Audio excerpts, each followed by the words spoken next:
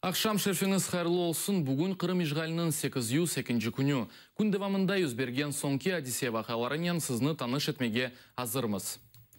Киевде аскер, волонтер ве екімлерге 22 Украинаның милли қараманы унваны тақдим етілді. Екінші Джан Женкнің музейінде 16-й мүкефатландыру мерасимini хатыра ве муабетлешув күні арфесінде кечті.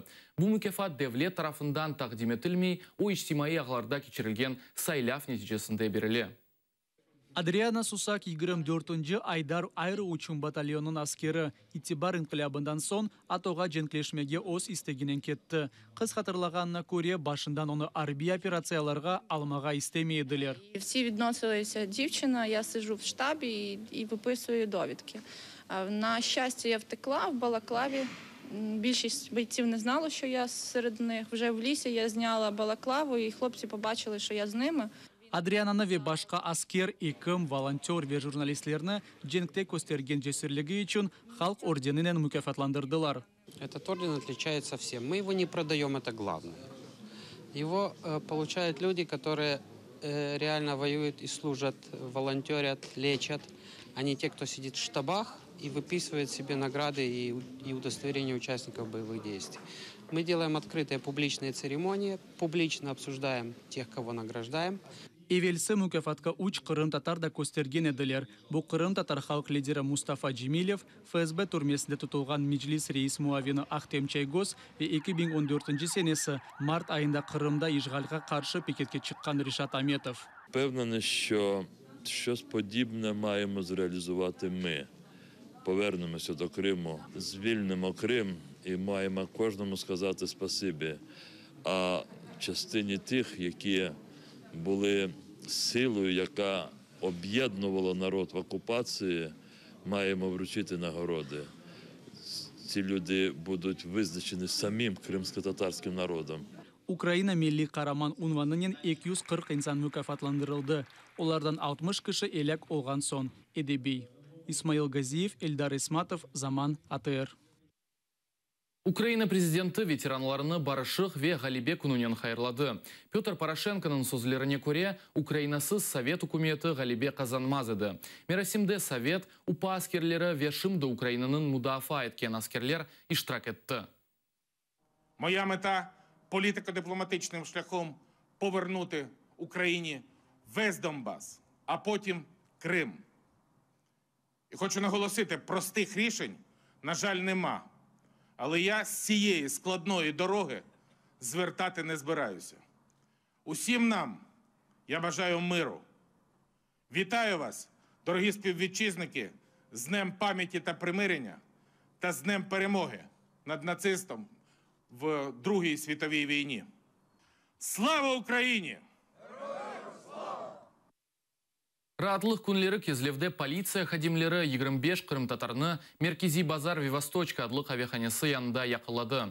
Полиция хадимлері ос әрекетлеріні Краснодарда юзберген жинайетінің тақиқаты черчевесінде өткерілгені кібі анлатқанлар. Хатырлатамыз кеченлері молодежный кой жемесінден жума намаздан сон қайтқан тахминин 100 Қырым татары яқаланған еді. Вашингтон Русия ижғалжилерінің әрекетлеріні ярам айтаныды. Бұл ақта Америка Қошма Штатларының Девлет департаменті биян еті. Білдіргенлеріне көре Қырым татарларының қанунсыз яқаланув ве түнтевлеріні не айет тоқтатмақ керек. Мы глубоко обеспокоены такого рода сообщениями из Крыма. Крымские татары продолжают сталкиваться с репрессиями и дискриминацией в оккупированном Россией Крыму. Этой жестокости и нарушением прав человека должен быть положен конец. Санкции, связанные с Крымом, останутся в силе, пока Москва не прекратит свою аннексию. Қырым татар халқына қаршы өткерілген репрессияларыны тоқтатмақ үшін Авропа бірлігі Русияге қаршы санкцияларыны қавилештірмек керек. Бұны Меджлис рейсі Рифат Чубаров грамматики эфирінде білдірді.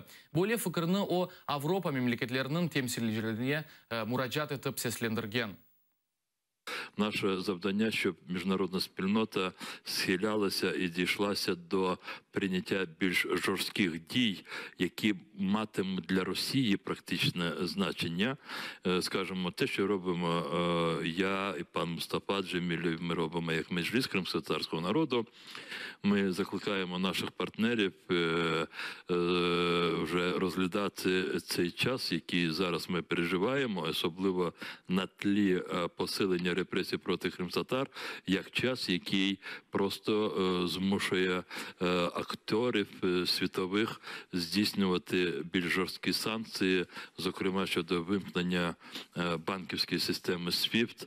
Ми закликаємо, я це робив буквально минулого тижня в Берліні, щоб європейські країни розглядали питання щодо можливого хоча б тимчасового ембарго на енергоносії з Росії, зокрема на нафту.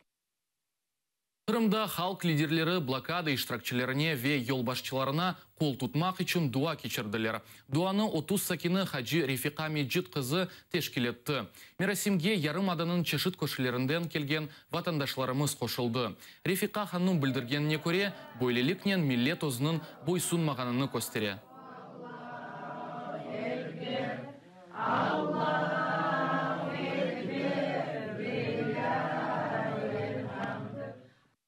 Бүгін біз бұл дуамызын есалет Чаңғардағы олған миллетімізе, біздің қарымызын чеккен халқымызға, Мұстафа ағама, Рефат ағая, о Яш Ислямов, Ленурға, оле Яш озыны отқа ташлағанына бек янам. Валла, немнен янам, бек яман Яш, мұқайт олсын.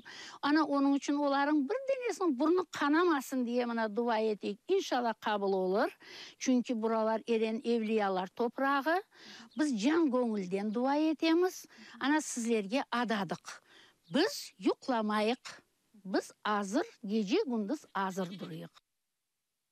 Ночные волки байкерлері Прагаға келіп, Ғалибе күніне бағышланған мото юруш кешірмек үшін наразылық акцияларнен қаршыладылар. Чехия пайтақтының мерkezінде юзлерже наразыжылар елдерінде Украина, Америка, Авропа бірлігі ве НАТО байрақларыны тұтып, масқаралық ишғалжілер yok, шарларыны сеслендірділер. Ночные волки байкерлері бұтын Авропа өлкелеріні кечмеге естіділер, ләкин чоқысы мемлекетлер оларыны өз топрағына кечірмеділер. Олардың арасында Полония ве Балтика мемлекетлері де бар.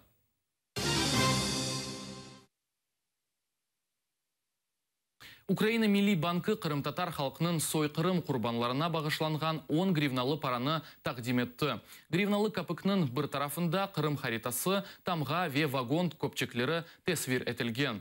Дегерінде есе санчқан тел артында тұрған сүргін етілген Қырым-татар айлесі тасвирленген. Пара майысының 12-сінден ішке түшірілежек. Киевде Хыдырлес байрамы қайдетілді. Мерасимны Украина пайтақтында фаалиет көстерген Қырым эві тәшкілаты азырлады. Тәшкілатының рейс муавины Сития Казаков білдіргеніне көре, байрамда Киев сакенлеріні ве мусафирлеріні Қырым татарларының медениеті ве урф әдетлерінен таныш еттілер. Мусафирлеріні ярым ададан келген артистлер эглендірді. Мы решили провести как информационно-развлекательную программу для жителей и гостей столицы. Поэтому у нас получилось, вот как вы сегодня видели, праздник, концертная программа.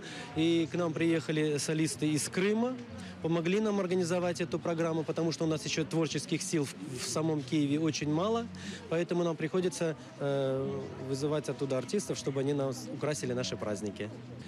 Я бы хотел крымским татарам, нашим соотечественникам, пожелать душевного спокойствия, которого у нас сейчас, к сожалению, нет. Мы хотим, чтобы в Крыму для нашего народа были созданы условия для его процветания. К сожалению, в нынешних условиях это невозможно, поэтому некоторые проявляют свой энтузиазм и свое творчество здесь, на материке. Евровидение ярышында Ғалибені Украинаны тақдим етежек Джамала ержісі қазана біле. Бұнда Русия журналисты ве музыка тенқішісі Артур Гаспарян емин. Более фікірні о Джамаланың репетициясындан сон білдірді. Түневінесе Исвече пайтақтында ярышының танталы açılışı кечті. Смотрел я репетицию Украины. Значит, отсмотрев все еще, ко всему прочему, репетиции, я пришел к выводу, что лучший номер на Евровидении в этом году, лучшая песня, лучшее вокальное исполнение и вообще все лучшее привезла на Евровидение 2016 Стокгольм Джамала выступающая в этом году за Украину. Во-первых, такого количества мурашек по коже, которое было во время исполнения Джамалой своей песни, я не испытывал очень давно, не только на конкурсе Евровидения, вообще от какого-либо исполнения музыкального произведения. Бу ноктада йнымызны күнлейміз, сізлерге ий ақшамлар тілейм, атайырылы олыңыз, көрішмек үзре.